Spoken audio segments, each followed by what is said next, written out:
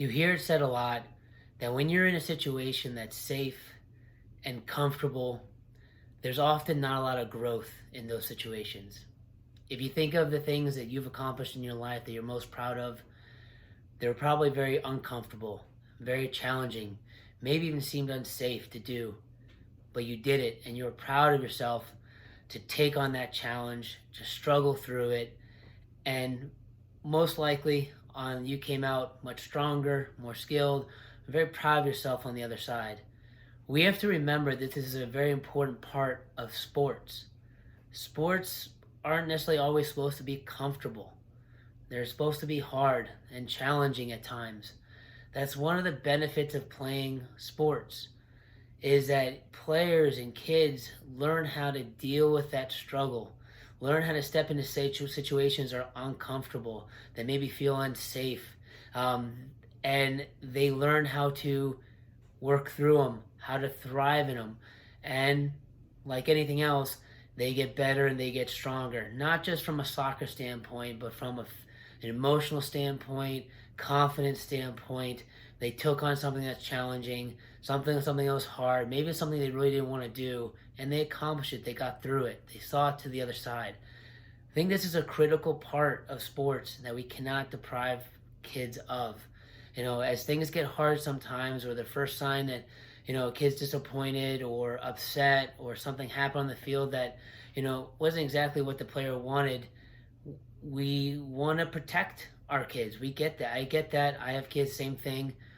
But sometimes I think we're doing that too much. We're not allowing them to experience that and work through that, putting them back in that situation.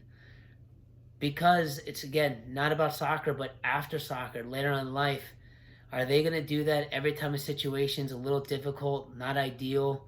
They're going to step away from it because that's the easier thing to do. When in reality, if they stuck it out, they, committed themselves to it, they, changed the way they approached it, their mentality to it, tried different things to kind of make the best of it and learn from it and then grow from it. That's what I would want kids to learn from sports, playing any sport, not just soccer. Again, and I think this is something that you'll see as players get older, is that sometimes players that even are talented and they're doing well, all of a sudden, the first time they really hit adversity, it really hits them hard. They don't know how to deal with it. Maybe up to that point, the game's been very easy. They've always had success, always been one of the better players on the team. And the first time they struggle, they don't know what to do. They've never been taught. They don't know how to react. So often, the reaction is very negative. The instinct is to run away, to find something else, to not look internally to see if there's something they can do to improve it, but only look externally to point blame, and try to find excuses. We have to help kids from young ages learn how to deal with adversity. And again, that looks different in each age group, but it's important that they're challenged in that way to work through things when they're a little bit harder. And again, that uncomfortableness, that those situations they're unsure about, those are some of the best situations to put them in, so they learn how to work through it.